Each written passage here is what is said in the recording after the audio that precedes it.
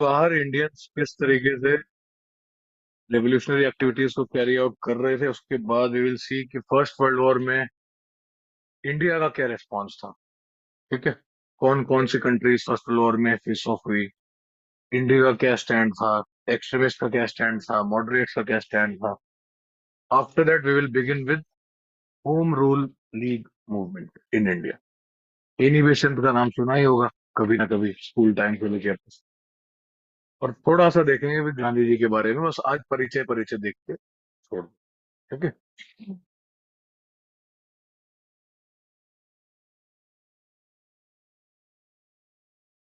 PDF मैंने भेज दिया।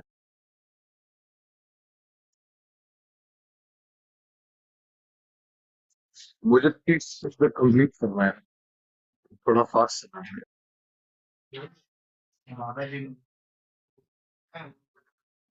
क्या कह रहे हो? नहीं समझ में जहां ना आए वहां रोक देना ना। वो तो आपके ऊपर है ना, जहां आप बोलोगे कि सर फास्ट चल रहा है जाएगा। अभी तक तो जो स्पीड चल रही है ठीक है ना। हाँ, बस कोई दिक्कत नहीं। देखो, लंदन में there was a man, Shyamji Krishna Verma.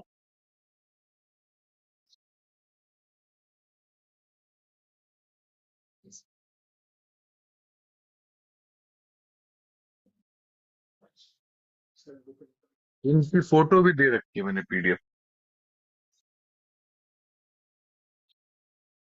ये इज मिस्टर श्यामजी कृष्ण वर्मा। ठीक है।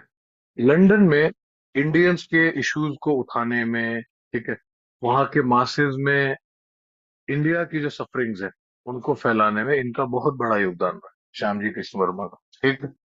और इन्होंने वहां पे इंडिया होम रूल सोसाइटी की स्थापना की थी।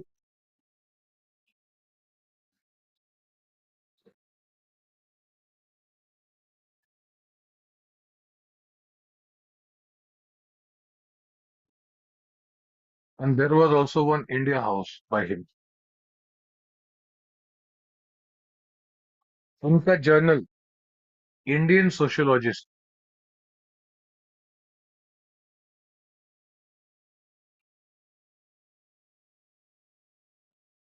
Played vital role in making the masses aware. जो वहां की आवाम थी, वहां के अंदर इंडिया के इश्यूज को, इंडियन के इश्यूज को प्रोपोगेट करने में इनका जो ये इंडियन सोशलोजिस्ट मैगजीन है, उसने बहुत ही प्रोमिनेंट रोल निभाया। ठीक है। और ये तो ऑर्गेनाइजेशन है जो इन्होंने इंडियंस के लिए, क्या कहते हैं, स्वराज पाने के लिए, ठीक है, ये दो ऑर्गेनाइजेशन बनाए। इसमें the discussion was centred around कि किस तरीके से इंडिया को लिबरेट किया जाए ब्रिटिशर्स से, और एटमोस्ट एटलीस्ट कम से कम हमें सेल्फ गवर्नमेंट तो मिल ही जाए। ठीक है। अब ये ऑर्गेनाइजेशन इंपॉर्टेंट इसलिए है India House, because some great mens were also part of. V D Savarkar was also a member of India House. ठीक है। वीडी सावरकर तो जानते होगे, सुना है नाम। इसका मतलब जाके पेज नहीं पलटा था। मित्र मेला ऑर्गेनाइज करने वाले अभिनव भारत के संस्थापक तो यही है। आरएसएस की ideology was all based on him only. ठीक है। V D Savarkar, Hardayal, these were members, prominent members थे इस ऑर्गेनाइजेशन के, इंडिया हाउस। ठीक है। रेवोल्यूशनरी ऑर्गेनाइजेशन है, इसका मतलब एक्सट्रीमिस्ट तो होगा ही। ठीक है। उसमें कोई डाउट रखना मत। ठीक। अब हुआ क्या, there was a man, Madan Lal Dhingra.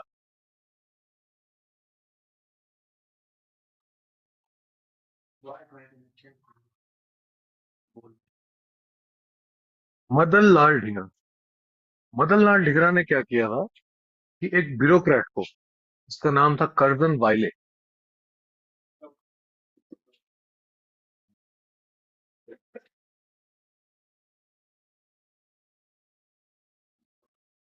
Curzon वाइले को इसने, किल्ड कर्जन वाइले। ठीक है। और ये ब्यूरोक्रेट थे। वहां पे जो इंडियन ऑफिस था ना, उसमें एक ब्यूरोक्रेट था Curzon Wyllie. He was killed by Madan Lal Dhingra. ठीक है, इंपॉर्टेंट इसलिए है क्योंकि जो मदन लाल ढींगरा है, he was a member of Abhinav Bharat.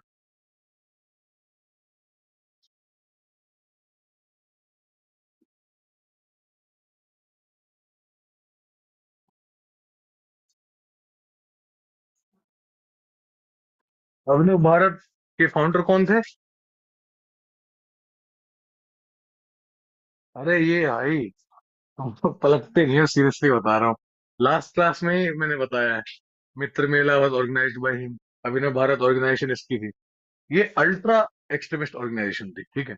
तो मदनलाल ढींगरा इसके मेंबर थे, and he killed the cousin violent and he was a bureaucrat.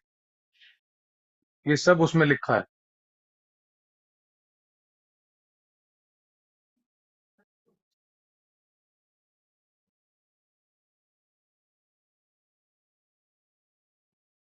Later on इनको सजा भी हुई फॉर किलिंग कजन वायलेंट, ठीक है। तो लंदन में इतना ही एक्टिविटी अपने जानने के लिए है, ठीक है। ये बहुत प्रोमिनेंट नाम, इसको मत भूल। ये और इनके ये तीन नाम, India home rule society, India house, और इंडियन सोशोलॉजिस्ट जो मैगजीन है, that was by Shyamji Krishna, ठीक है। उसके बाद ये मेंबरशिप वाला भूल भी जाओ तो doesn't matter, but Madan Lal Dhingra का नाम है, क्योंकि इसके बाद अब सीधे ना, अगर कोई हत्या करेगा तो वो उधम सिंह होंगे, वो बहुत आगे तक, ठीक है। फिलहाल इनका नाम इंपॉर्टेंट, मदन लाल ढींगरा और करजन वाले, ठीक है। हाँ। दिल्ली के अंदर एक स्टेशन है, भिकाजी कामा स्टेशन, है ना। अभी पता चल जाएगा तुम्हें कि क्यों है।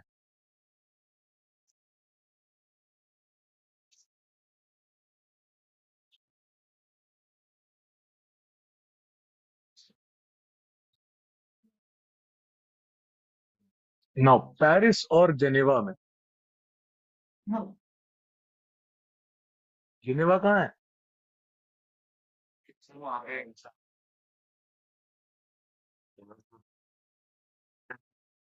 स्विट्जरलैंड में, यस।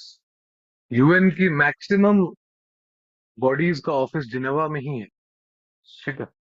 यहाँ पे the most prominent figure is Mrs Bhikaji Cama. Yes, madam Bhikaji Cama. He was a Parsi.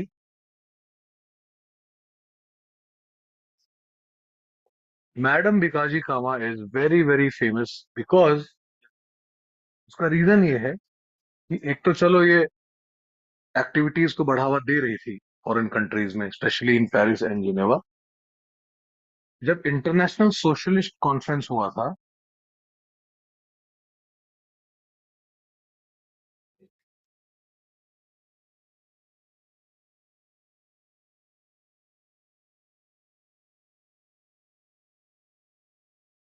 1907 में, तब भिकाजी कामा ने क्या किया था, इट हेल्ड इन स्टुगट।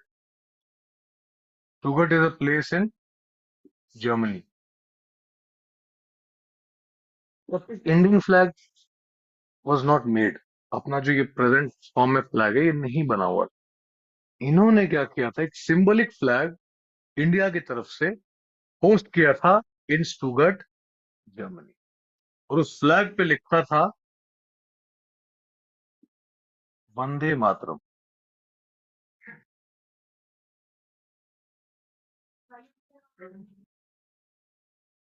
और भी कुछ लिखना चाहिए, यस, वंदे मातरम। अब उतना नहीं पता, और वो अपने एग्जामिनेशन पॉइंट ऑफ व्यू से इंपॉर्टेंट भी नहीं है, तो क्यों दिमाग लगाना।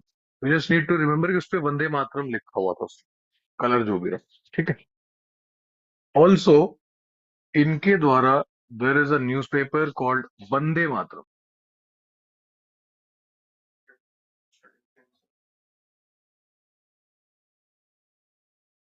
ये अगर, मैंने आपको न्यूज़पेपर्स की लिस्ट तो दे ही दी थी, वो पढ़ा होगा तो उसमें है, इनका न्यूज़पेपर का नाम लिखा है मैंने। It was Vande Mataram. देखो, वी और बी का अंतर है बस, ठीक है। वंदे मातरम वैसे न्यूज़पेपर अरविंदो घोष का था, but we are talking about Vande Mataram, तो ये ध्यान रखना, अल्फाबेट पे चेंज हो जाएगा, ठीक है। So this newspaper was by madam Bhikaiji का for propagating Indian issues in Paris. ठीक है, अंडरस्टूड।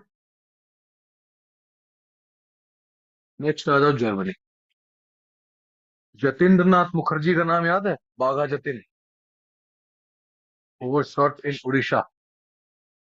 अरे जर्मन प्लान बताया था ना मैंने, कि फर्स्ट वर्ल्ड वॉर के टाइम पे इन लोगों ने आर्म्स इंपोर्ट किया था जर्मनी से, ताकि पूरे इंडिया में ब्रिटिशर्स को टैकल किया जा सके।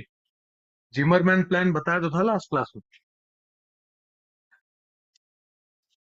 यहाँ से जाके पढ़ते नहीं होगे तुम लोग।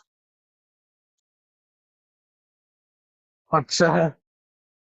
अब देख कितने दिन हो गए क्लास में ज्योग्राफी पढ़ रहे हैं। ज्योग्राफी की तो पूरी पीडीएफ भी पकड़ा दे रहा हूँ, वैसे ही प्रिंट आउट करके भी पढ़ लोगे तो हो जाएगा। नेक्स्ट प्लेस है Germany.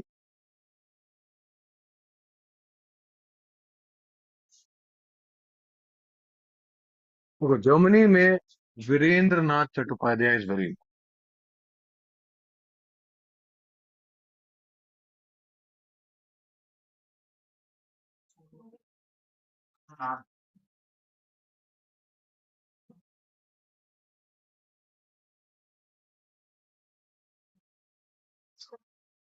He is the most prominent figure in Germany from India. ठीक है, देखो जो बाघा जतिन था ना, बाघा जतिन ने इनके साथ मिलके और जर्मन ऑफिस के साथ मिलके एक प्लान बनाया था। दैट वाज जिमरमैन प्लान, ये मैं बताया था आपको लास्ट क्लास में। Zimmermann plan 1915, also called as German plot.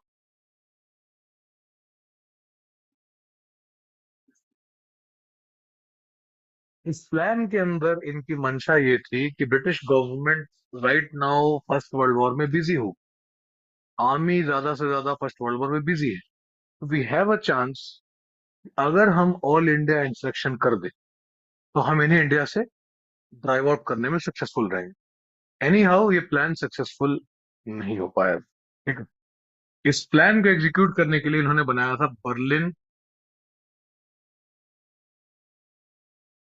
Committee of Indian independence.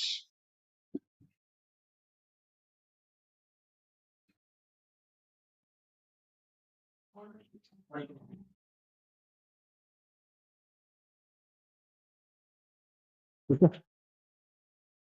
This committee was made execute this particular plan.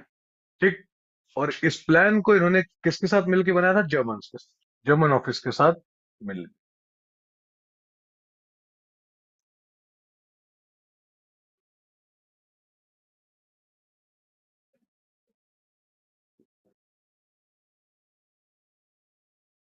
इसके तहत जर्मन ने बोला कि हम आपको आर्म्स देंगे।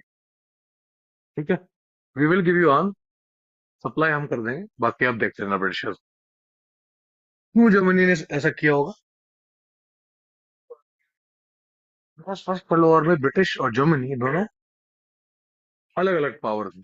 जर्मनी सेंट्रल पावर में आता था और ब्रिटिश अलाइड पावर में आता था, वो मैं आगे बताऊंगा कि अलग अलग थे। इसीलिए जर्मनी चाहता था कि ब्रिटिशर्स को यहाँ पे कमजोर कर दिया जाए। दैट इज वाई जर्मन ने सपोर्ट किया था वीरेंद्र नाथ चट्टोपाध्याय को for executing this Zimmerman. Any how ये प्लान सक्सीड नहीं कर पाया था, बिकॉज ब्रिटिशर्स को पता चल गया था, और सितंबर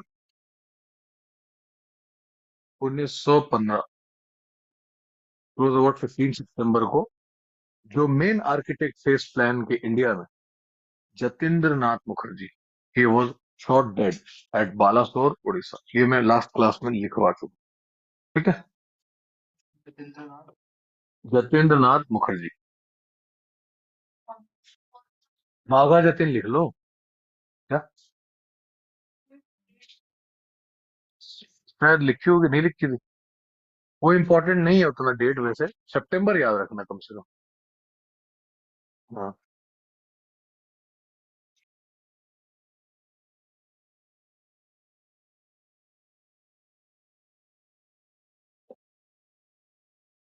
next come to San Francisco.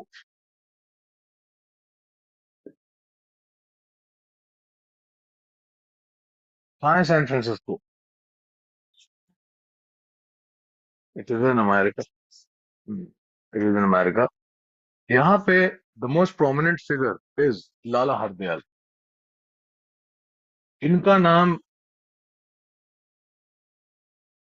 Indian history में, जब आप खास करके रेवोल्यूशनरीज का हिस्ट्री पढ़ रहे हो, जिस तरीके से आप नाम याद रखते हो भगत सिंह का, ठीक है, चंद्रशेखर आजाद का, उसी तरीके से अब्रॉड में Lala Hardayal was the most prominent figure. ठीक है, इनका बहुत बड़ा योगदान ब्रिटिशर्स को डिस्टर्ब करने में। और इनकी एक ऑर्गेनाइजेशन थी which was known as Ghadar party. Ghadar party. इसके एक्चुअल फाउंडर थे सोहन सिंह भाखना।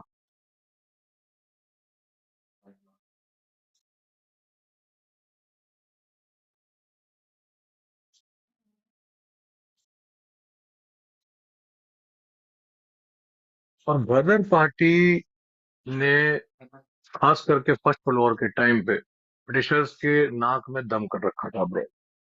और स्पेशली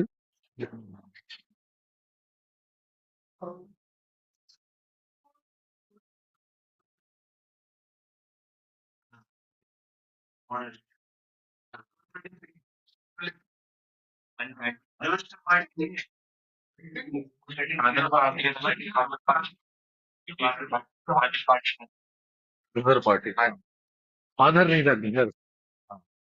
होगा आपके बुक में होगा। हाँ हाँ, है। गदर पार्टी। सोहन सिंह भकना का नाम बहुत इंपॉर्टेंट है क्योंकि ये फाउंडर था। ठीक है, पार्टी में ये भी था, but actual founder was Sohan Singh. ठीक है। क्या कांस्टेबल का पेपर? इसलिए यहाँ पढ़ा क्यों रहा? बंदा पीट रहा होता फिर तो नाके पे। नहीं, मैं क्या करो, दिया होता तो तुम्हें क्यों पढ़ा रहा था, नौकरी करता ना तुम।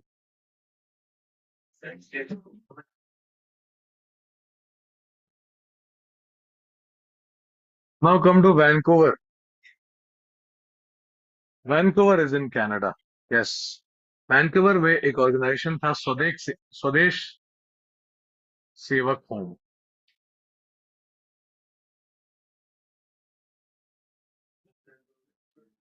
Bye G D Kumar.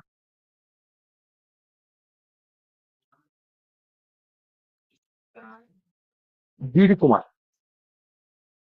शायद इसका नाम बुक में नहीं होगा।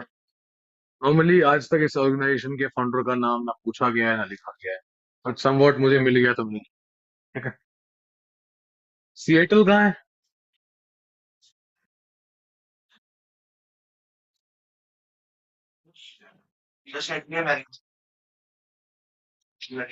सिएटल में नाम याद रखना, बहुत इंपॉर्टेंट नाम है, तारकनाथ दास।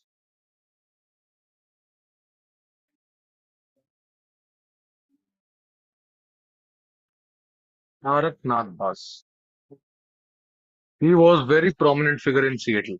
ठीक है, तारकनाथ दास ने एक इंडियंस के, अरे यार चुप हो जाओ, इंडियंस के लिए ऑर्गेनाइजेशन बनाई थी,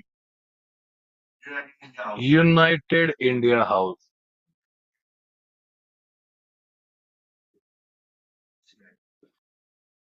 देख रहे हो कितना स्लाइट डिफरेंस है?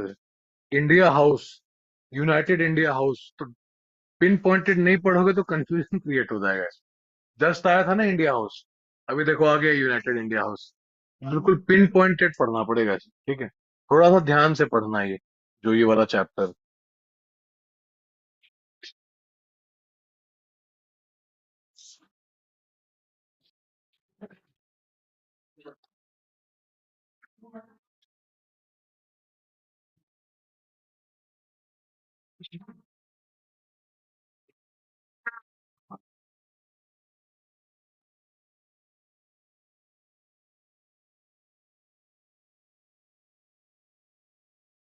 अब एक इंसिडेंट बताता हूँ। That was Komagata Maru incident.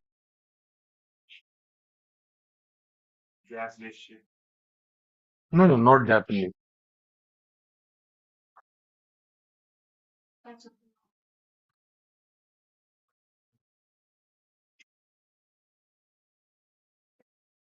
फुंगाटा Maru Japanese ship था वो, ठीक है, बट ये निकला जापान से नहीं था, ठीक है, ये निकला बर्मा से था।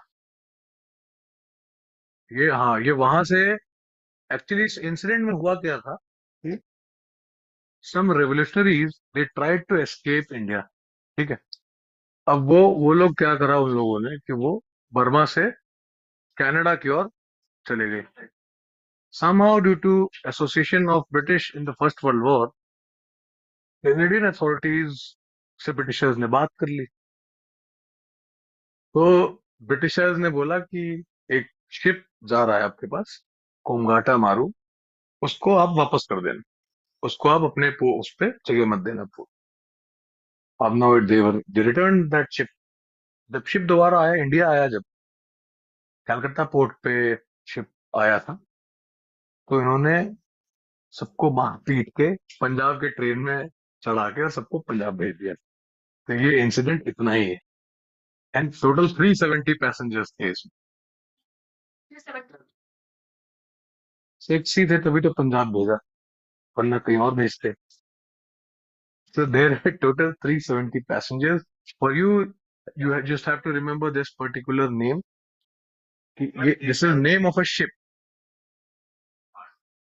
ये जो कोमगाटा मारू है, ये शिप का नाम, ठीक है। क्या? 370 है। देखो, तुम्हारी बुक में कुछ चीजें गलत भी हैं, परमार वाले में। मेरा जो सोर्स है, ये है राजीव भाई। हाँ, ठीक है। एक बार हो सकता है, चलो मैं जाके एनसीईआरटी में चेक करने की कोशिश करूंगा, अगर ऐसा डाउट लग रहा है तो। But I think 370 is the most appropriate answer in this. नहीं, चैट जीपीटी तो बिल्कुल वो है। चैट जीपीटी बहुत गलतियां करता है यार।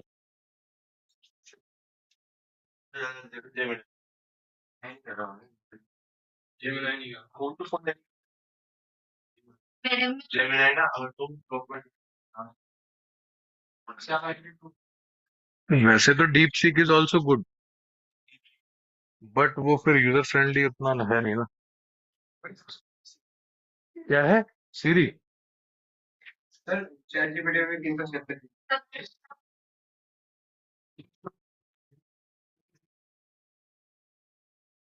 क्या?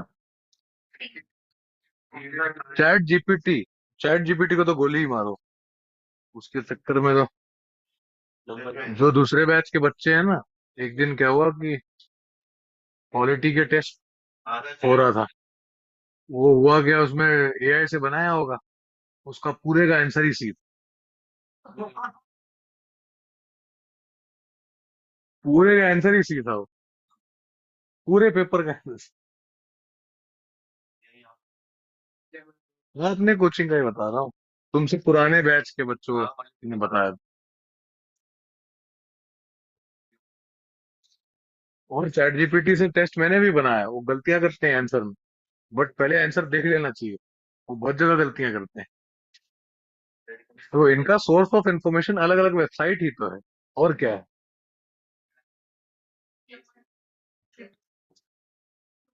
तो ये इंसिडेंट समझ आ गया सबको, हुआ क्या था? सिंपल सा इंसिडेंट है, ठीक है। ये यहाँ पूछता है भाई, ये इंसिडेंट पूछता है, तभी तो लिखवा रहा हूँ। ये पूछता है, सिंगापुर से वैनकूवर के लिए एक शिप गई थी, कोमगाटा मारू, ठीक है, जिसमें दुनिया भर के रेवोल्यूशनरी सिक्स प्रेजेंट थे। ब्रिटिशर्स ने बात की कैनेडियन अथॉरिटीज से to turn down that ship, उसको वापस भेजा। And then it arrived at the Calcutta port, और उसके बाद उनको पंजाब बाउंड ट्रेन में पीट पीट के भेज दिया, ठीक है।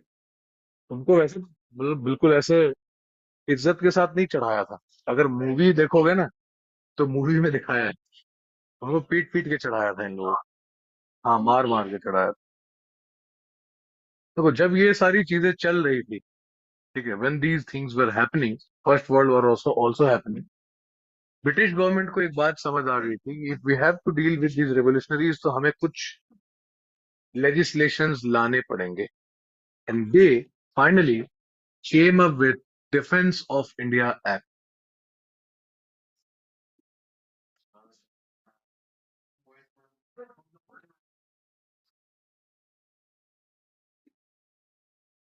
1915, to deal with the revolutionaries.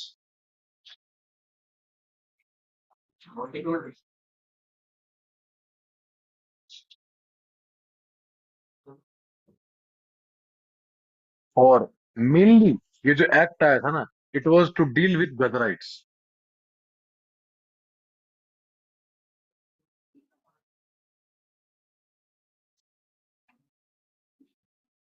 वैसे तो ये बाकी रेवोल्यूशनरीज के लिए भी एक्ट था, बट हिस्टोरियंस का कहना यह है कि प्राइमरली ये जो एक्ट लेकर आए थे, that was primarily to deal with the Ghadarites. जो गदर पार्टी के मेंबर्स थे, प्राइमरली उन्हीं से डील करने के लिए they came up with this particular act of defence of India act 1915।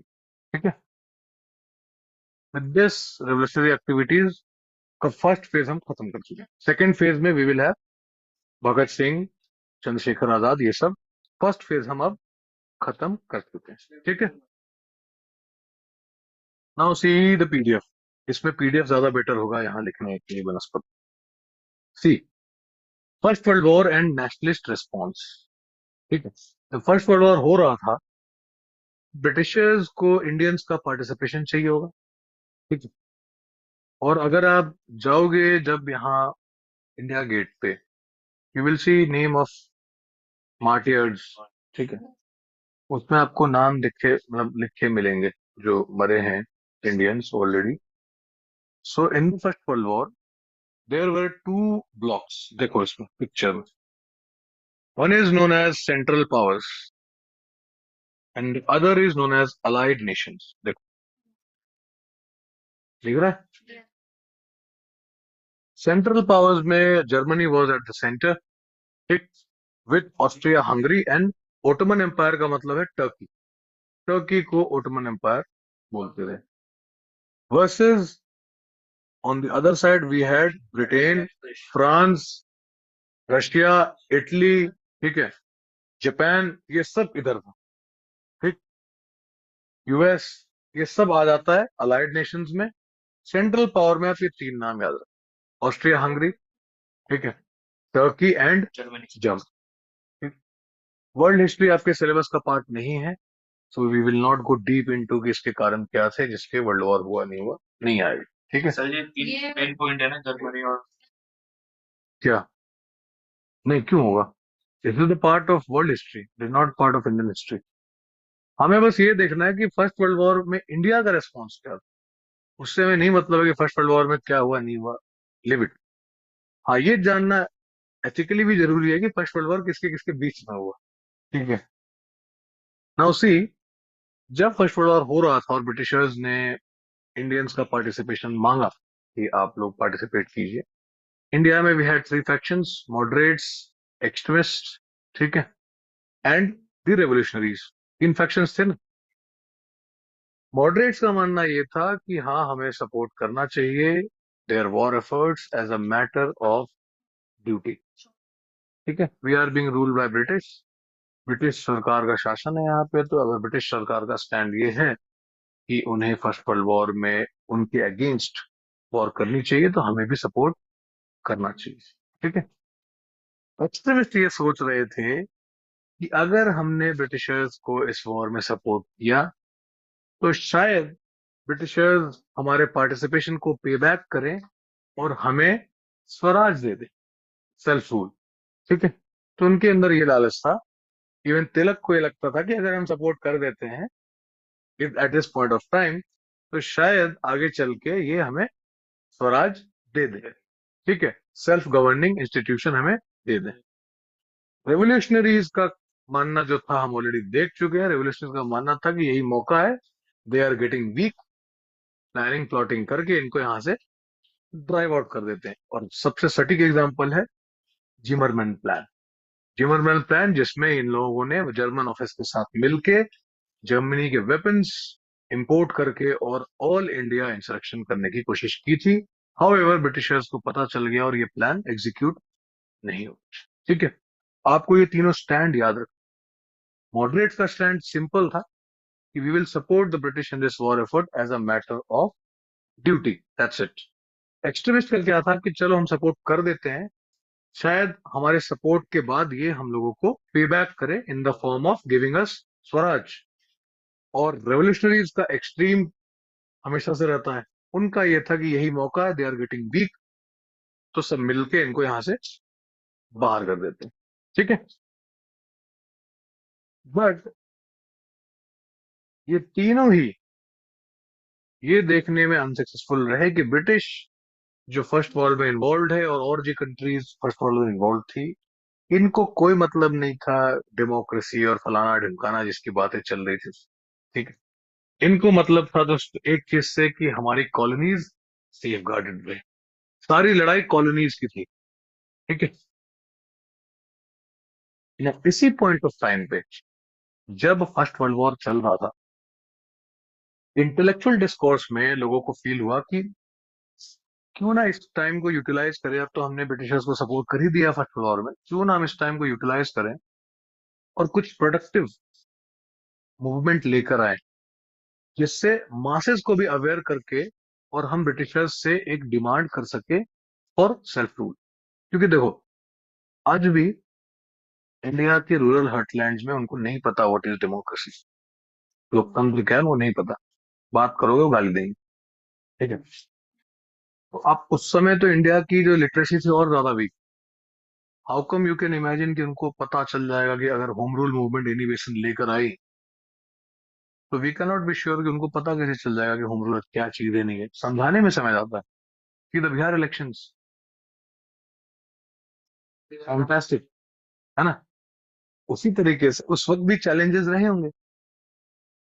तो एनी बेसेंट ने एक बहुत ही इनोवेटिव तरीका निकाला जिससे मासेस को कनेक्ट किया जा सके, डिस्कशंस किया जा सके और मासेस को अवेयर किया जा सके कि हाँ, एटलीस्ट सेल्फ रूल की इंपॉर्टेंस है और आप ब्रिटिशर्स से सेल्फ रूल या स्वराज की डिमांड करो।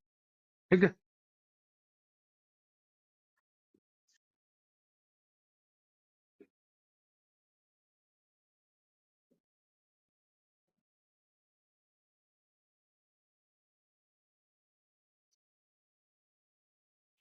Home rule league movement,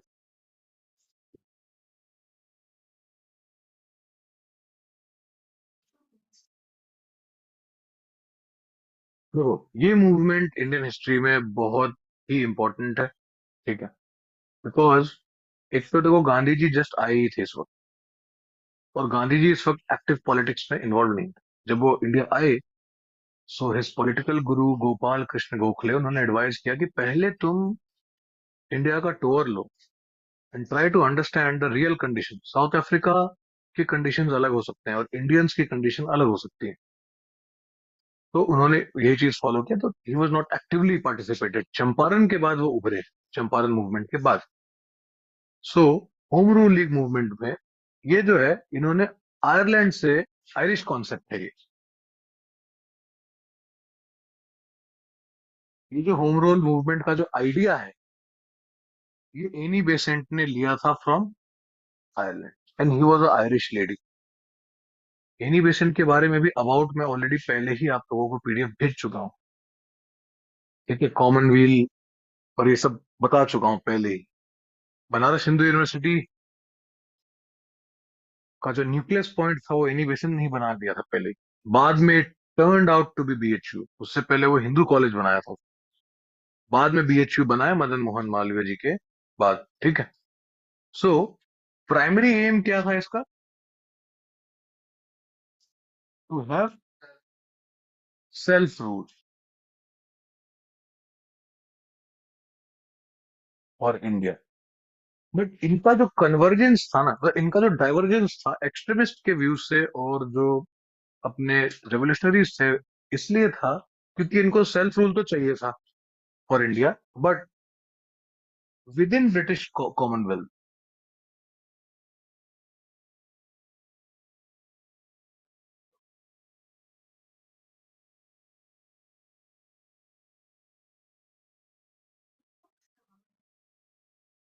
self rule चाहिए था बट कंप्लीट इंडिपेंडेंस नहीं चाहिए था।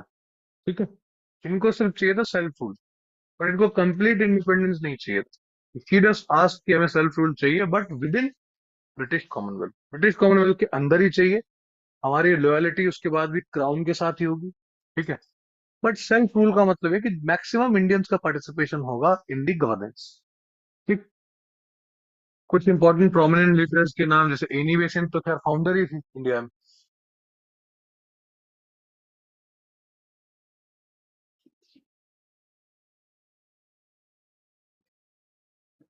जी तिलक, बाल Gangadhar Tilak, George Arundale, GS हरपड़े।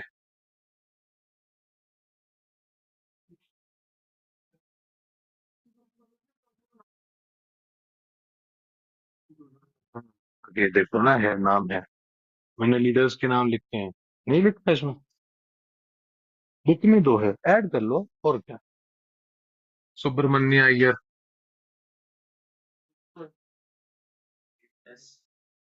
हरपड़े, Joseph Baptist.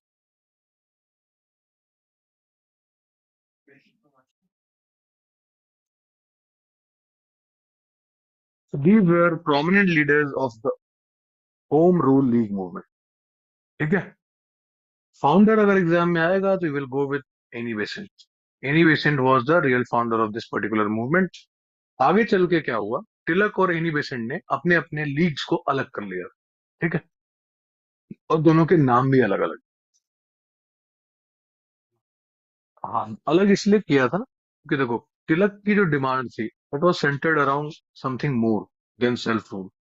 ठीक है, तिलक को एजुकेशन में भी इंटरेस्ट था, तो तिलक की डिमांड केवल ये नहीं थी कि सेल्फ रूल मिले। तिलक ये भी चाहते थे कि सेल्फ रूल तो मिले ही, दूसरी चीज जो वो चाहते थे वो ये चाहते थे कि एजुकेशन वर्नाकुलर लैंग्वेज में हो, हमारे मदर टंग में एजुकेशन दी जाए। ये बहुत अच्छा थॉट था उस जमाने के हिसाब से। और एक और उनकी डिमांड थी that making of states on the basis of linguistic basis पे। हालांकि ये चीज आगे चल के भी नहीं हुई। ठीक है, बट मोर और लेस अब इंडियन स्टेट्स में ये चीज है कि लैंग्वेज एक प्रॉपर, एक फैमिली ग्रुप ऑफ लैंग्वेज का ही एक स्टेट है ना। अब बहुत कम ही ऐसा बचा है कि लैंग्वेज के बेसिस पे लड़ाई झगड़ा होगा, क्योंकि एक पर्टिकुलर स्टेट में काइंड ऑफ लैंग्वेज ही आपको ज्यादातर हाँ देखने को मिलेगा। ये तो देखो पॉलिटिकल वो है, ये तो अननेसेसरी है इसका तो क्या।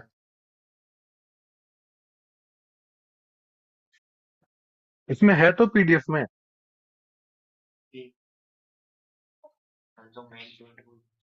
देखो दोनों ने ही अलग अलग लीग इसलिए बनाया ताकि कोई कॉन्फ्लिक्ट ना हो।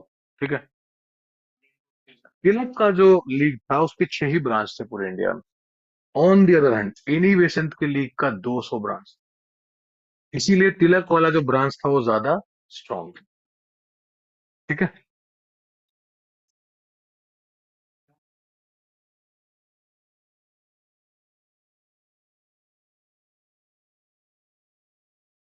तिलक जेल से वापस कब आए थे? हाँ भाई, तिलक जेल से वापस कब आए थे? 1909 में तो जेल गए थे ना बाबू। मैं पूछ रहा हूँ वापस कब आए थे? हाँ, रात में आए थे। 1914 में तिलक वापस आ गए। एक्चुअल सजा 6 साल की हुई थी बट ब्रिटिशर्स ने 5 साल में रिलीज कर दिया था। और ये रीजन है कि इन्होंने फिर बाद में, इनको लगा कि हाँ ब्रिटिशर्स थोड़े अच्छे भी हैं तो इन्होंने सपोर्ट भी कर दिया था पश्चिम को। ठीक है, हाँ 1 साल का रिलैक्सेशन दे दिया था। होम रूल लीग, अच्छा होम रूल लीग में ये करते क्या थे, what they use to do. हाँ, इनका पर्सपेक्टिव ये था कि हम लोगों को ज्यादा से ज्यादा एजुकेट करें, होम रूल के बारे में समझाएं कि किस तरीके से अगर होम रूल या सेल्फ रूल आ जाता है इंडिया में तो वो इंडियंस के लिए अच्छा है। ठीक है, इसके लिए सेमिनार्स ऑर्गेनाइज करते थे, पैम्पलेट्स बांटते थे। They made use of newspapers, journals, जिसमें ये लिखते थे articles on this particular issue, कि किस तरीके से अगर सेल्फ रूल आ जाए तो इंडियंस की जो बेसिक कंडीशन है पहले से बेहतर हो सकती है। ठीक है। Yes. But Britishers, being Britishers, उनको कोई इंटरेस्ट नहीं था सेल्फ रूल देने में। ब्रिटिशर्स ने बहुत, कभी आप ध्यान से जब मॉडर्न हिस्ट्री पढ़ोगे तो यू विल सी कि ब्रिटिशर्स ने बहुत तड़पा तड़पा के दिया है कुछ भी, बहुत धीरे धीरे धीरे धीरे दिया है। बोला है कुछ, किया है कुछ, बोला है कुछ, किया है कुछ, ऐसा ही किया always. Now see, both Besant and Tilak set up their home rule league to avoid any friction, और तिलक ने पहले स्टैब्लिश कर लिया। ठीक है, देखो उसमें दे रखा है पीडीएफ में। तिलक established his league in April 1916। C the PDF, ये सब तुम्हारे बुक में भी होगा आई थिंक, तिलक वाला। Media of publicity was Kesari and Mahratta. Already I have given you this, already मैं पीडीएफ दे चुका हूं इसका। फर्स्ट प्रेसिडेंट कहीं शायद देखने को ना मिले बुक में, इट वाज जोसेफ बैप्टिस्ट, तिलक के लीग का। तिलक साहब के लीग का जो प्रेसिडेंट था, पहला प्रेसिडेंट था, it was Joseph Baptista, and secretary was NC Kelkar. NC Kelkar का नाम आगे चलकर आएगा when we will discuss farmers या पीजेंट्स मूवमेंट। ठीक है, एनसी केलकर का अभी तो नहीं आया अभी तक। ठीक है, अब इसका जो वर्किंग एरिया है इंपॉर्टेंट है, क्योंकि तिलक का सिर्फ 6 ही ब्रांच था, इसीलिए आपको याद रखना पड़ेगा कि किन किन स्टेट्स में तिलक का लीग ऑपरेट कर रहा था, क्योंकि 6 ही ब्रांच था। ठीक है, first state will be Karnataka, क्योंकि देखो इनका जो हेडक्वार्टर्स था that was in Belgaum. Belgaum presently is in Karnataka, and it is a disputed district right now between Maharashtra and Karnataka. Maharashtra के लोग बोलते हैं दैट इट इज आर्स, और कर्नाटक के लोग बोलते हैं that no it is ours. Because of so much of Marathi population ये इशू है वहां। ठीक है, so the headquarters of the old of Tilak's League was in Belgaum, Karnataka. ठीक, और इनके जो ब्रांचेस थे वो फैला हुआ था कर्नाटका। ठीक है, महाराष्ट्र में एक चीज याद रखना, बॉम्बे डिवीजन इनका नहीं। बॉम्बे डिवीजन वाज विद इनिबेशन, सिर्फ बॉम्बे सिटी इनके पास नहीं था, पूरा महाराष्ट्र था बट बॉम्बे सिटी इनका नहीं। ठीक है, Bombay city was not his. बाकी उसके बाद कर्नाटका, सेंट्रल प्रोविंस, बेरार, ये सब आ जाता है इसमें, कर्नाटका, महाराष्ट्र, एक्सेप्ट बॉम्बे। याद रखना बॉम्बे नहीं आता इसमें। ठीक है, बॉम्बे एक्सेप्शनल है। बॉम्बे डिवीजन पता है कौन लीड कर रहा था? बॉम्बे ब्रांच को लीड कर रहे थे Mohammad Ali Jinnah. He was the president of this particular league. ठीक है, ओके। 6 ब्रांचेस याद रखना है। पहला मीटिंग बेलगांव याद रखना है, हेडक्वार्टर्स पुणे याद रखना है, और बॉम्बे सिटी याद रखना है कि इनका नहीं। बाकी स्टेट्स तो याद रखना ही है कि कर्नाटक है, महाराष्ट्र है, बिरार है, सेंट्रल प्रोविंस है। बट पिन पॉइंटेडली ये बात मत भूलना कि महाराष्ट्र है मगर बॉम्बे सिटी तिलक के लीग में नहीं, बॉम्बे सिटी इनहिबिशन की लीग में। Total branch 6। ठीक, अब इनका डिमांड याद रखना। फर्स्ट डिमांड बोला मैंने, जैसे फर्स्ट डिमांड वाज स्वराज, कि मैं सेल्फ रूल दे दूं। Second demand, formation of linguistic states, language के आधार पर आप स्टेट्स को बनाओ। ठीक, थर्ड डिमांड वाज एजुकेशन जो है वो वर्नाकुलर लैंग्वेज में कराओ, यानी कि मदर टंग में। ठीक है, खैर ये चीज तो आई ऑल्सो एग्री की अगर मदर टंग में एजुकेशन कराई जाए तो बच्चा ज्यादा फास्ट लर्न भी कर सकता है और ज्यादा प्रोसेस भी कर सकता है चीजों। देखो दोनों के लीग में एक स्लाइट डिफरेंस जो आपको याद रखना पड़ेगा वो ये है कि तिलक के लीग का नाम था इंडियन होम रूल लीग, और एनी बेसेंट के लीग का नाम था all India home rule league. ये जो स्लाइट डिफरेंस है इस पर ध्यान रखो। जहां पे ऑल आ जाएगा, भाई उसके पास 200 ब्रांच थे, वो एनी बेसेंट का हो गया, जो दूसरा बच गया वो तिलक। ठीक है, नाउ कम टू बेसेंट्स लीग। तिलक ने तो पहले ही कर दिया अप्रैल 1916 में। एनी बेसेंट ने अपने लीग को स्टैब्लिश किया सितंबर 1916 में। रीजन साफ है कि यार 200 ब्रांच स्टैब्लिश करना, कहाँ 6 ब्रांच, कहाँ 200, टाइम तो लग ही गए। ठीक है, media of publicity was new wheel and Commonwealth, common wheel and new India. ये ऑलरेडी मैं दे चुका हूँ पीडीएफ इसका। जब मैंने न्यूज़पेपर्स की लिस्ट दी थी वहां पे एनी बेसेंट का मिला होगा आपको, ठीक है। New Indian commonwealth secretary was George Arundale, जो नाम लिखा था मैंने, ठीक है। Working area was total 200 branches, मतलब तिलक के बाद जो भी एरिया बच गया that was with Annie Besant, ठीक है। Annie Besant has 200 branches including Bombay city. Headquarters was in Adyar, Adyar is in Madras, Chennai, ठीक है। हाँ, अदरा, देखो अदियार में ना, जब मैंने आप लोगों को सोशल रिलीजियस मूवमेंट पढ़ाया था, there was a movement known as theosophical movement by madam Blavatsky and colonel ओक्लॉफ। तो उसको इंडिया में पॉपुलराइज किया था एनी बेसेंट ने, and the headquarters were shifted from New York to the same place Adyar, Madras में, ठीक है। नाउ अब देखो लीग तो स्टैब्लिश हो गया, मैंने आपको वर्किंग मेथड भी इनका बता दिया कि वर्किंग मेथड क्या था। ये लोगों को एजुकेट करते थे, पैम्पलेट्स का यूज करते थे, सेमिनार्स का यूज करते थे, मीटिंग्स का यूज करते थे, जिससे धीरे धीरे लोगों को पता चले, न्यूज़पेपर्स का, मैगजीन्स का, to propagate this idea. But क्या पूरे मासेस ने इसको सपोर्ट किया? नहीं किया, ठीक है। एंग्लो इंडियंस ने नहीं सपोर्ट किया कि भाई अगर हम इन्हें करेंगे, सेल्फ गवर्नमेंट देंगे, तो कल को हमारा क्या होगा? These are Indians, Anglo Indians को क्यों रखना चाहेंगे लोग? बट इंडियंस का दिल बहुत बड़ा था। अब जाके एंग्लो इंडियंस की जो रिजर्व सीट थी हम लोगों ने हटाया, नॉमिनेशन की सीट थी वो। इंडिया के हर स्टेट में एक Anglo Indian was directly nominated, और संसद में दो एंग्लो इंडियंस को नॉमिनेट करने का प्रोविजन था। इंडियंस का दिल बहुत बड़ा है वाकई। अब जाके हटाए क्योंकि वो एंग्लो इंडियंस ही नहीं बचे हैं कहाँ, गिनती के पॉपुलेशन होगा इनका, ठीक है। So Anglo Indians, most of Muslims and specially non Brahmins from south, इन्होंने इसको भाई बोला कि नहीं, हम होम रूल मूवमेंट को सपोर्ट नहीं करेंगे।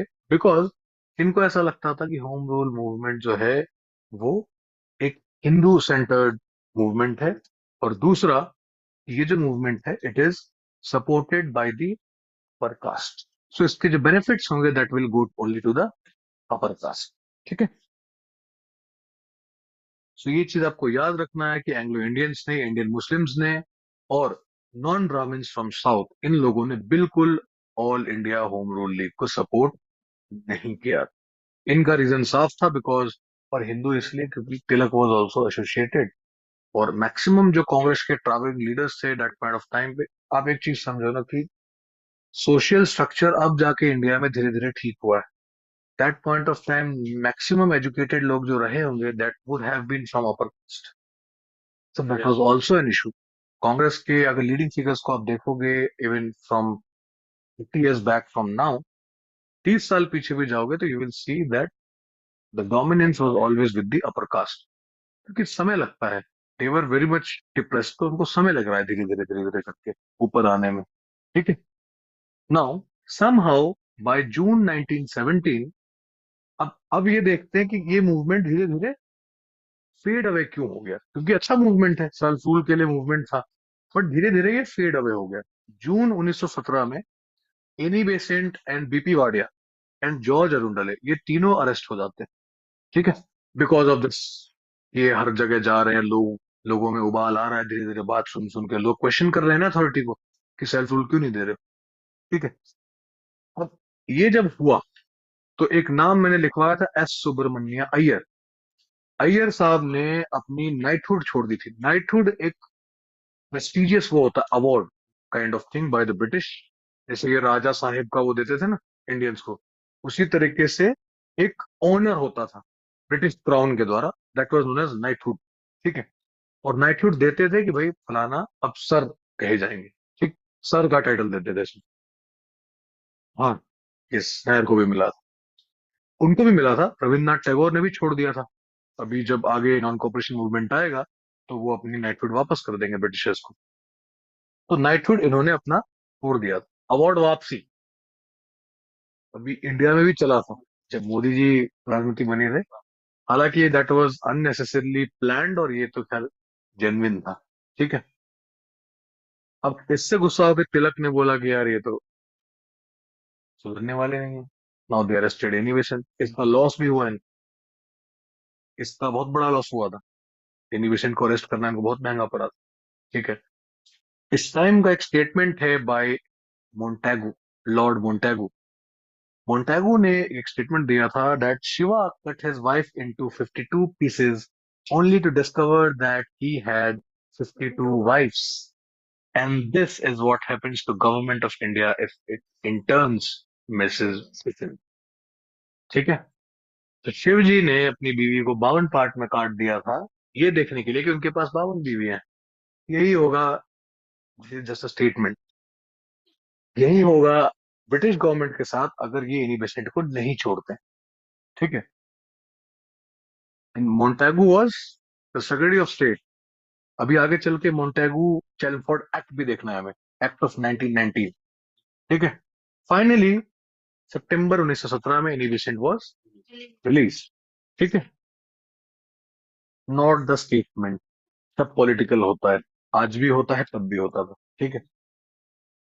देखो, जब एनिमेशन रिलीज हुई अब धीरे धीरे चीजें बदलने लगी।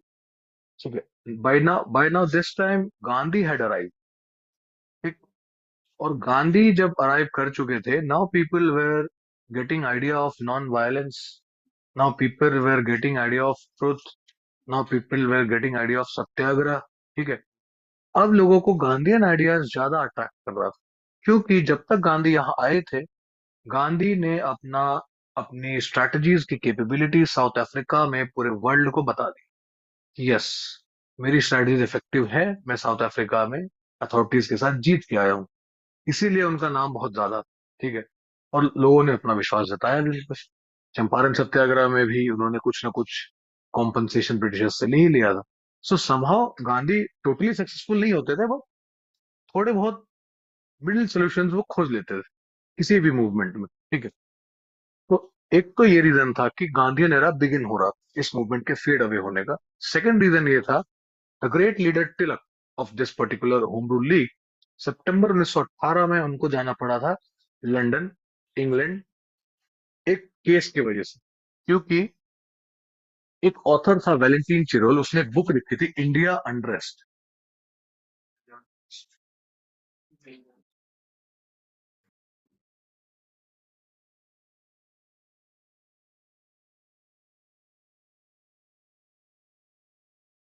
वैलेंटीन चिरोल ने बुक में जिक्र किया था कि जो तिलक है, Tilak is responsible for educational politics in India. इनका ऐसा मानना था कि अगर तिलक जैसा लीडर नहीं होता तो इंडियंस इस तरीके से एजिटेट नहीं करते जिस तरीके से वो एजिटेट कर रहे हैं। So Tilak is responsible for educational politics in India.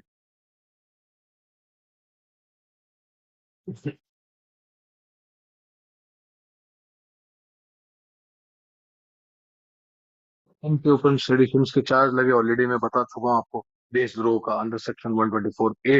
Yes. और इसी केस के सिलसिले में ही had to go to England. जब ये इंग्लैंड चले गए तो यार उस वक्त लोग ना, फ्लाइट की सुविधा वैसी नहीं थी, तो लोग जाते थे शिप से, टाइम लगता था जाने में आने में। So this was also one of the reason कि तिलक वहां चले गए थे, तो मूवमेंट धीरे धीरे डिसिपेट हो ही रहा। ठीक है। One reason was also this that Tilak went to England at this point of history. ठीक है। और फाइनली 1920 में देखो, मूवमेंट तो खत्म हो गया है, 1918 तक डिसिपेट हो गया था। बट 1920 में गांधी जी ने इस पर्टिकुलर ऑर्गेनाइजेशन की अध्यक्षता की और इसका नाम बदल के रख दिया स्वराज संघ। ठीक है। तो देखो लिखा है इसमें, why this faded by 1919, Annie Besant virtually turned into a loyalist. देखो समस्या पता कहाँ आई थी, एनी बेसेंट थोड़ा एथिकल हिसाब लगा रही थी कि भाई हमें सेल्फ रूल चाहिए, बट इंडियंस को रियलाइज होने लगा था बाय दैट टाइम कि नहीं, अब हमें पैसिव रेजिस्टेंस का रास्ता अपनाना पड़ेगा, बॉयकट का रास्ता अपनाना पड़ेगा, वरना हमसे ये ड्राइव आउट नहीं होने वाली। एंड एनी बेसेंट, खास करके जो चंपारण सत्याग्रह के बाद का जो पॉलिटिक्स है, उसके बाद का जो इंडियन पॉलिटिक्स है वो आप देखोगे फ्लिप करेगा। अब तक देखो बहुत नॉर्मल चल रहा था, एक मेजर आपने अपहेविल देखा था 1857 में, उसके बाद देखो नॉर्मल ही चल रहा था। बट अब जो है मेजर इंसिडेंट्स आएंगे, और आपके एग्जामिनेशन पॉइंट ऑफ व्यू से जब से गांधी एरा स्टार्ट हो गया, जब भी आप मॉडर्न हिस्ट्री पढ़ोगे, आप यहाँ तक जहां तक अब आज तक मैं पढ़ा रहा हूँ, हो सकता है इसको 4 बार पढ़ो। अगर इसको 4 बार पढ़ोगे तो आगे जो पढ़ाऊंगा उसको कम से कम आप 7 बार, क्योंकि मैक्सिमम नंबर ऑफ क्वेश्चंस के चांसेस बनते हैं गांधी एरा से। हाँ, गांधी के आने के बाद से ज्यादा क्वेश्चन पूछे जाते हैं। हाँ। नो, एक स्टेटमेंट दिया गया। खैर पहले आईएनसी का सेशन देखते हैं 1916 का। हाँ, no fact is very very important.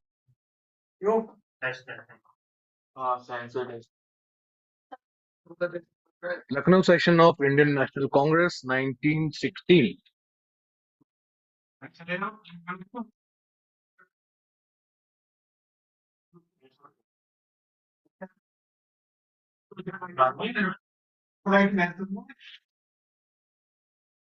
चलो।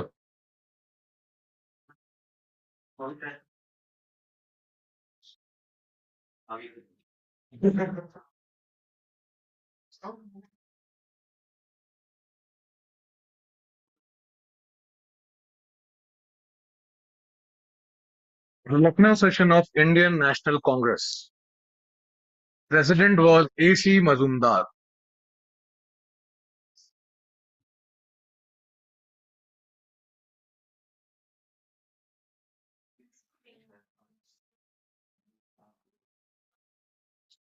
इंडियन हिस्ट्री में ये one of most important session है इंडियन नेशनल कांग्रेस का।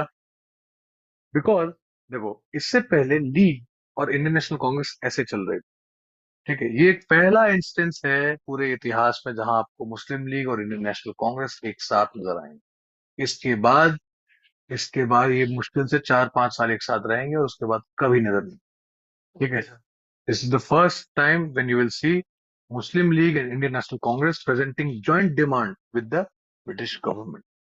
ठीक है।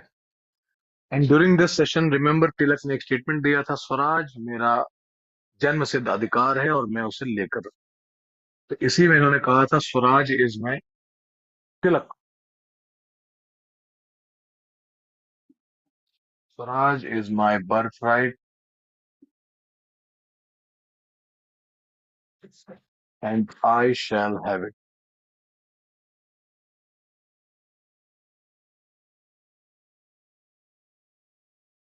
स्वराज मेरा जन्म सिद्ध अधिकार है और मैं इसे लेकर रहूंगा। ठीक है। One more thing that happened due to effort of Tilak and Annie Besant.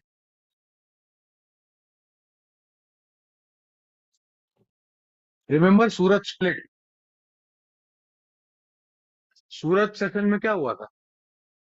Extremist, moderates अलग हो चुके थे। इस सेशन में with the efforts of Tilak and Annie Besant,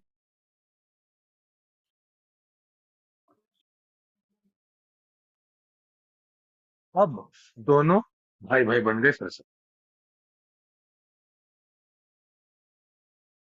Extremists were readmitted to Congress.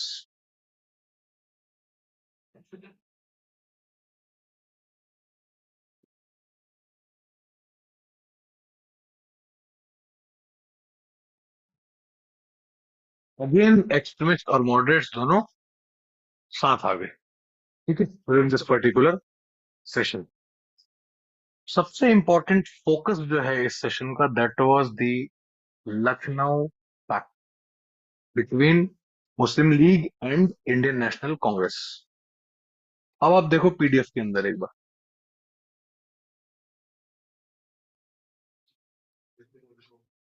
Slide number 4, सबसे ऊपर देखना है इसमें। हाँ, एक स्टेटमेंट लिखा है। इस सेशन में जिन्ना को सरोजिनी नायडू ने कहा था that he is father of Indian, father of Hindu Muslim unity. Jinnah को। हाँ, तो इसलिए लिख दिया क्योंकि एग्जाम में आप जिन्ना कभी गेस नहीं करोगे, इसलिए मैंने लिख दिया है। ठीक है, तो ये याद रखना कि इस पर्टिकुलर सेशन में मोहम्मद अली जिन्ना के लिए स्टेटमेंट दिया था सरोजनी नायडू ने। उन्होंने कहा था that This man, this man is father of Hindu-Muslim unity in India. उस पॉइंट पे था। नो, इसके ऐतिहासिक पॉइंट ऑफ व्यू से मैंने पहले ही बताया कि पहली बार ऐसा है कि दोनों ही पार्टी एक साथ नजर आएंगे और एक साथ ज्वाइंट डिमांड ब्रिटिशर्स को देते हुए नजर आएंगे। अब इसके बाद नहीं, इसके बाद बिल्कुल नहीं। हाँ, इसके बाद तो खत्म। ठीक है। अब देखो, मेन टर्म्स देखो पैक्ट का, ये बहुत इंपॉर्टेंट। सी द टर्म, आपको समझ आएगा कि यहाँ पे इंडियन नेशनल कांग्रेस से कुछ गलती भी हुई है जो शायद नहीं होनी चाहिए थी। Joint demand for self government. Now the Indian national Congress and the Muslim league they agreed कि अब जो हम डिमांड करेंगे सेल्फ गवर्नमेंट की, हम दोनों मिल के करें। ठीक है। सेकंड, मुस्लिम लीग ने सपोर्ट किया था इनके होम रूल को और इनके स्वराज की डिमांड को। जब ज्वाइंट डिमांड देना है तो सपोर्ट तो किया ही होगा। नेक्स्ट देखो, सेपरेट इलेक्टोरेट एक्सेप्टेड, यहां पे दिक्कत हुई है। कांग्रेस ने मुस्लिम्स की सेपरेट इलेक्टोरेट डिमांड को यहां पे एक्सेप्ट किया है। देखो, ब्रिटिशर्स तो दे चुकी है 1909 के एक्ट में, पार्लियामेंटो में तो दे ही दिया था। अब तब तक कांग्रेस का स्टैंड ये नहीं था कि कांग्रेस उस चीज को एक्सेप्ट कर रही है। अब कांग्रेस फॉर्मली एक्सेप्ट कर रही है कि हाँ ठीक है, सेपरेट इलेक्टोरेट से हमें कोई दिक्कत नहीं है। अब देख रहे हो कितनी बड़ी गलती है। दिस इज, मतलब मुझे लगता है इतिहास में one of the best blunder है ये कांग्रेस के लिए। आप जब एक्सेप्ट कर रहे हो ना, खत्म है कहानी। कांग्रेस ने ऑफिशियली जब एक्सेप्ट कर लिया कि हाँ सेपरेट इलेक्टोरेट होना चाहिए, वहां से ही तो अब भाईचारा बनेगा कहां से, वो तो और दूर चले जाएंगे। ठीक है। मुस्लिम मुस्लिम लीग को ये अश्योर किया गया कि जो माइनॉरिटीज के इंटरेस्ट होंगे उसका ध्यान कांग्रेस पूरा पूरा रखेगी अंडर दिस। ठीक है। इस फैक्ट के लिए अगर एग्जाम में आता है कौन दो लोग जिम्मेदार हैं, तो आप नाम याद रखना, तिलक का और मोहम्मद अली जिन्ना का। अगर क्वेश्चन में ये आता है कि एक्सट्रीमिस्ट और मॉडरेट्स को भाईचारा दोबारा बनाने के लिए किसका हाथ है, तो तिलक और एनी। और अगर क्वेश्चन में ये आता है कि लखनऊ पैक्ट के लिए कौन ज्यादा जिम्मेदार है, तो तिलक और जिन्ना। ठीक है, डोंट फॉरगेट दिस। ठीक। उसके लिए, एक्सट्रीमिस्ट और इनके रियूनियन के लिए तिलक और एनी, और लखनऊ पैक्ट के सक्सेसफुल होने के लिए तिलक और ये। ठीक है, क्योंकि इधर से जिन्ना नेगोशिएट कर रहे थे मुस्लिम लीग की तरफ से, उधर से नेगोशिएट कर रहे थे तिलक। ठीक है। Now see there is a declaration, Montagu declaration. अब ब्रिटिशर्स को लगा कि यार अब गड़बड़ चल रहा है, अब ये इकट्ठा हो रहे हैं, अब शायद दिक्कत बढ़ सकती है। तो इन्होंने एक गुगली की in the form of मॉन्टेगो declaration. ठीक है। फर्स्ट वर्ल्ड वॉर भी चल रहा था, इंडियंस का सपोर्ट भी जरूरी था।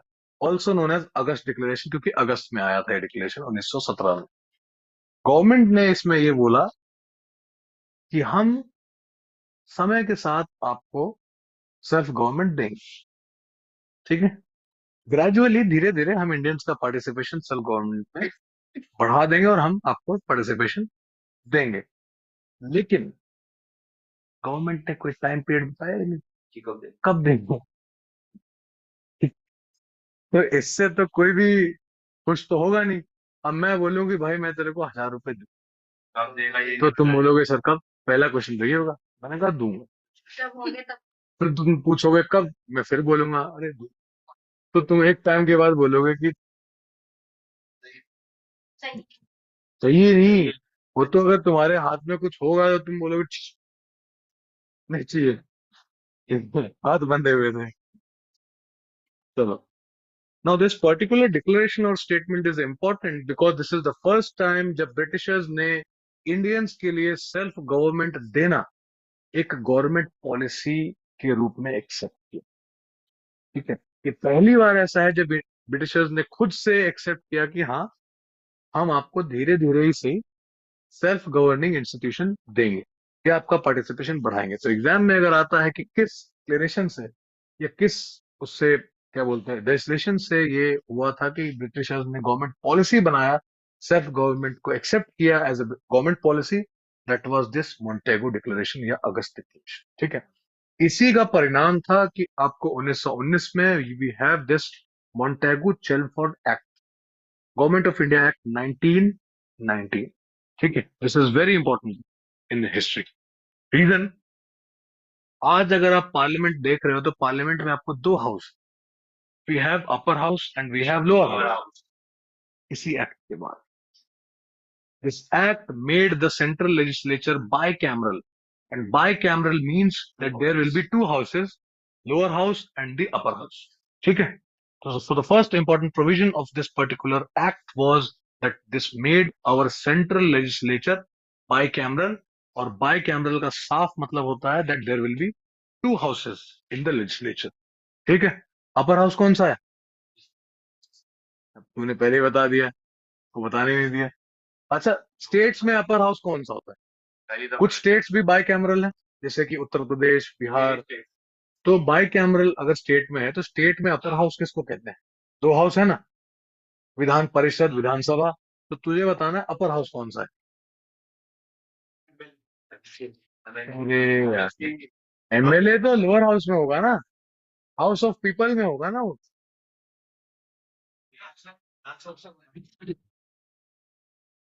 विधानसभा is lower house and Vidhan Parishad is upper house, there, lower chamber and upper chamber.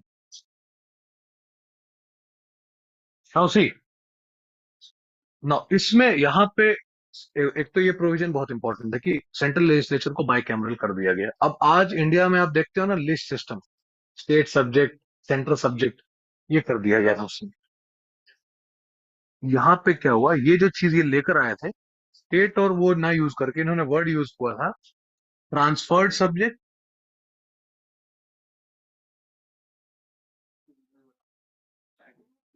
और रिजर्व सब्जेक्ट।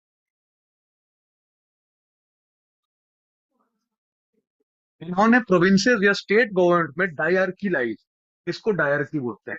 डायरकी में होता क्या है कि अरे यार माउंटेन डू पिला दूंगा भाई, इसमें इसमें हुआ क्या था, जो रिजर्व, देखो जो गवर्नमेंट पॉलिसीज हैं उसमें क्या, एजुकेशन है, हेल्थ है, डिफेंस है, दुनिया भर की चीजें हैं। अभी लिस्ट सिस्टम चल रहा है ना, कॉन्करेंट, स्टेट, यूनियन। उस वक्त इन्होंने स्टेट्स में डायरकी लाया। डायरका का मतलब ये था, रिजर्व सब्जेक्ट पे सारा हक था गवर्नमेंट, गवर्नर जनरल का, और ट्रांसफर्ड सब्जेक्ट में जो इंडियन मेंबर्स थे काउंसिल में, इनका। ठीक है, जो मिनिस्टर्स थे वो, उनके हाथ में ये था।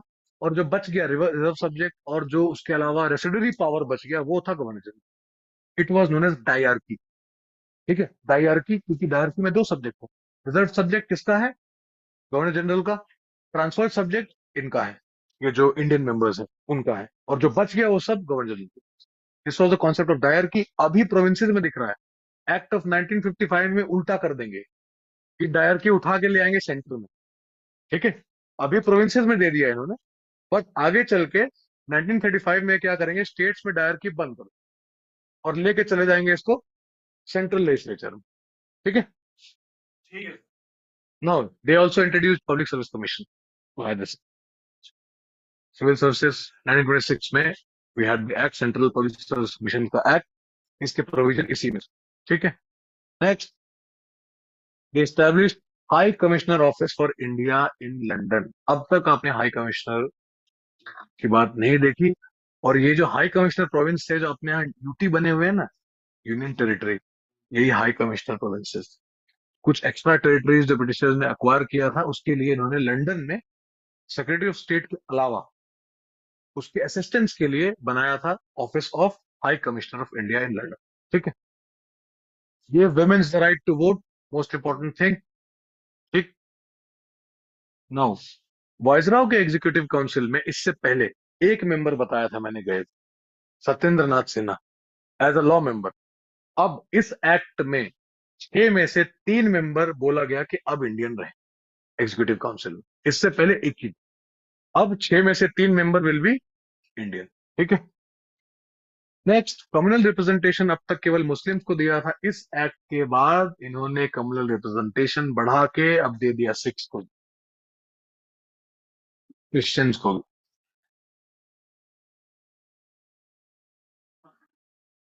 यूरोपियंस को भी, एंग्लो इंडियंस को भी। आप सोच रहे हो ऐसा क्यों कर रहे हैं? क्या जरूरत थी देने का ये? क्यों कर रहे होंगे? ताकि इंडियंस को और ज्यादा डिवाइड किया जा सके। ठीक है, इनकी यूनिटी को और ज्यादा खत्म किया जा सके, इसलिए इन्होंने ये चाल चला था। कुछ लोगों को इन्होंने वोटिंग राइट दिया था, but on the basis of land and money. Property कितना है उसके बेसिस पे दिया था। लगभग 10% लोगों को ही दिया था वोटिंग राइट। ठीक है, एजुकेशन के बेसिस पे और इसके बेसिस पे। अब ये इंपॉर्टेंट इसलिए है ये एक्ट, अब सेंट्रल बजट को स्टेट बजट से अलग कर दिया गया। आज क्या है इंडिया में, सेंट्रल गवर्नमेंट की बजट अलग है, डिवाइड हो गया, स्टेट गवर्नमेंट का बजट अलग है। We have different budgets, right? तो ये प्रोविजन यहाँ आया। Now the state and central budgets were separated. ठीक है। और सबसे इंपॉर्टेंट चीज, इस एक्ट में एक प्रोविजन था कि आज से 10 साल बाद एक कमेटी बनेगी जो ओवरसी करेगी कि ये जो पर्टिकुलर एक्ट है, ये जो कॉन्स्टिट्यूशनल रिफॉर्म है, इसके वर्किंग पे एक कमेटी बनेगी। आपने सुना होगा साइमन कमीशन। साइमन कमीशन इसी पर्टिकुलर एक्ट के वर्किंग के लिए बना था, इसको एग्जामिन के लिए कि ये कैसे चल रहा है। रूल ये था कि 10 साल बाद बनेगा, बट ब्रिटिशर्स ने इसको 10 साल नहीं होने दिया, 8 साल बाद ही 1927 में ही साइमन कमीशन का गठन कर दिया था। And the report was submitted by 1928। ठीक है, साइमन कमीशन देखना है आगे चल के हम लोगों को। Now see some statements on government of India act 1919। Direct आएगा एग्जाम में रटने वाला स्टेटमेंट। ठीक है। सुभाष चंद्र बोस ने कहा that government of India act 1919 forged fresh fetters for the people। Next statement देखो। गांधी जी का कहना यह था कि ये सिर्फ एक चाल है इंडिया को उसके वेल्थ से और ज्यादा स्ट्रिप ऑफ करने की और इंडियन एक्सप्लॉयटेशन को और बढ़ाने की। So the statement was the Montford reforms were only a method of further draining India of her wealth and of prolonging her servitude. ठीक है। नेक्स्ट स्टेटमेंट देखो।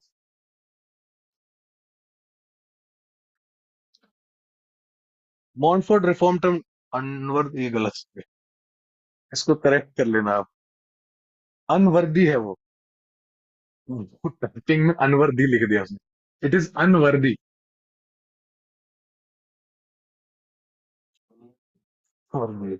वो सुना होगा ना उसने, तो मैंने ध्यान नहीं दिया होगा इस पे। It is unworthy and disappointing a sunless. What is ये डाउन क्या होता है? सूरज, ढलता हुआ सूरज है ना। तो इस इनका कहना था कि ऐसा वो है, ढलता हुआ हो जहां सूरज ही ना हो। ये दिया है इन्होंने। ठीक है। और सबसे अच्छा स्टेटमेंट मुझे इनका लगा, इली Besant, unworthy of England to offer in India to access. ये सबसे सटीक स्टेटमेंट था इस एक्ट से। ठीक है। Now we have the era of mass nationalism. अब गांधी एरा स्टार्ट होगा। अगली क्लास, सुनो सुनो अगली क्लास में। अरे बेसिक है, उसका नाम कब पैदा हुआ इतना तो सुन लो। बेचारा इतना बढ़िया आदमी था, तुम अगली क्लास में। हाँ, ये तो आप लोगों को मालूम होगा। The full name of Gandhi ji was, कब पैदा हुए थे? तो 1869। और एक हिस्टोरिकल इवेंट हुआ था 1869 में, गुजरात, पोरबंदर गुजरात, यस, काठियावाड़ पोरबंदर गुजरात। एक और इंसिडेंट हुआ था, तो इतिहास के पॉइंट ऑफ व्यू से, एक सेकेंड, 1869 में एक और इंसिडेंट हुआ था जो ऐतिहासिक पॉइंट ऑफ व्यू से बहुत इंपॉर्टेंट है। And if someone have studied geography, उसको बहुत अच्छे से पता। Do you know about Suez canal? Suez canal के बारे में सुना है? Suez canal was opened in 1869 only. उससे पहले पूरा घूम के जाना पड़ता था। ठीक है। Mother's name was Putli Bai Gandhi. Father's name was Karamchand, उनके नाम में भी है। ठीक है। याद रखना उनके पिताजी थे क्या, he was Diwan of Kathiawar kingdom. ठीक। हाँ, उसी एक बुक का वो दे रखा है इसमें, गांधी बिफोर इंडिया, रामचंद्र गुहा की बुक है, Gandhi Before India. Now see the timeline, he was born in October 2 1869। अक्टूबर 2 एग्जाम में पूछेगा नहीं, बचपन से रट रखा है तुमने, 1869 हो सकता है पूछ दे। कहाँ पैदा हुए हो सकता है ये पूछ दे। ठीक है। अब लंदन पढ़ने गए हो सकता है ये पूछ दे। So he went to London in 1888 to study law. Finally पढ़ लिख के अच्छे खासे वकील बन गए थे। 1893 में एक भाई साहब थे, दादा अब्दुल्ला। जो दादा भाई लिखा है, दादा अब्दुल्ला का कोई केस था, गुजराती मर्चेंट थे, तो उनके किसी पर्टिकुलर केस के सिलसिले में इनको जाना था साउथ अफ्रीका। ठीक है ना, he was travelling from Durban to Pretoria. मैंने मैप में दे रखा है कहाँ है डर्बन और कहाँ प्रिटोरिया, देखो, this is in South Africa, was travelling from Durban to Pretoria. ठीक है, इस जर्नी में उनके साथ लाइफ का ऐसा इंसिडेंट हुआ जिसने आगे इतिहास में उनका सब कुछ बदल दिया और भारत के इतिहास में बहुत कुछ जोड़ दिया।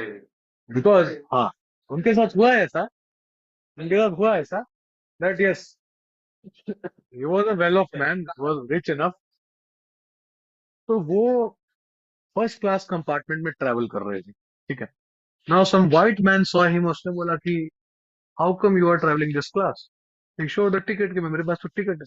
बोला नहीं नहीं नहीं। और वहां पे साउथ अफ्रीका में दैट टाइम ब्लैक और व्हाइट का रेसिज्म बहुत ज्यादा था, रंग भेद बहुत ज्यादा था। ठीक है, somehow Gandhi was not able to influence him, और उन्होंने उसको धक्का मार के पीटर्स मारिसबर्ग स्टेट में बाहर किया। And that was a turning point in the life of Mahatma Gandhi. उनको लगा कि अननेसेसरी रेसिज्म, मेरे पास पैसा है, मेरे पास टिकट है, फिर भी बाहर कर दिया, विच मीन्स कि there is some serious issue with this particular administration, British का कुछ करना पड़ेगा। ठीक है, और किया भी बाद में, गेम बजाना पड़ेगा, सही है, गेम बजाना पड़ेगा। हाँ, अरे इवन जहां पे उतारा था उनको, वहां पे होटल्स में कमरे नहीं मिल रहे थे, अच्छे होटल में, अच्छे होटल में उसकी शक्ल देखे इनका, नहीं, नहीं है कमरा, जाओ। ठीक है, तो दैट इज, वो बहुत, अब आज सपोज करो ना कि you have money and you go to a BMW showroom, हमारे पास लेकिन शक्ल नहीं है, सपोज, और हाँ, पीपल आर जजमेंटल, अब आपके पास भर भर के नोट है and they are not giving you, क्या लगेगा? आप लाख रुपए फालतू मारोगे ईगो में कि चल निकाल गाड़ी, है ना? तो ये चीज है। हाँ सी, गांधी आइडियोलॉजी के कुछ पॉइंट्स दे रखे हैं, नन वायलेंस, सत्याग्रह, ट्रुथ लिखना भूल गया मैं। ठीक है, रुक जाओ यार, एक लास्ट स्लाइड है, वैसे तो हम भी नहीं करते थे अपने टाइम पे, जबरदस्ती थैंक यू बोल के बढ़ा रहे। इन्फ्लुएंसेस ऑफ गांधी, देखो, Gandhi was deeply influenced by Tolstoy, ठीक है, कोरू एंड रस्किन, एग्जाम में आता है, नीचे इसमें देखो ना, Leo Tolstoy, Thoreau and Ruskin Bond, इन तीनों के आइडियाज से he was deeply influenced, exam में आता है, ये डायरेक्ट आएगा एग्जाम में। ठीक है, कि इनमें से किससे इन्फ्लुएंस थे, तीनों से थे। ठीक है ना, उनका वो जैनिज्म तो था ही, हिंदू टेक्स्ट वैष्णविज्म, ये सब ठीक है अपनी जगह। इनके जर्नल्स के नाम एग्जाम में आते हैं, Indian opinion, young India, recently मेरे एग्जाम में आया था ये यंग इंडिया, बिहार वाले में जो मैं देके आया, हरिजन, नवजीवन, ये चारों न्यूज़पेपर के नाम आपको याद रखें। हरिजन स्पेशली इन्होंने तब किया था जब इन्होंने हरिजन्स का जो अनटचेबल्स के लिए जब मूवमेंट चलाया था, तब इन्होंने हरिजन न्यूज़पेपर निकाला। हरिजन नाम एससीज के लिए गांधी जी ने ही दिया, हरिजन, हरि के बच्चे, हरिजन, हाँ, हरिजन नाम गांधी जी ने ही दिया है। But Ambedkar never like this name, never, Ambedkar ने कभी इस नाम का यूज नहीं। ठीक है, चलो।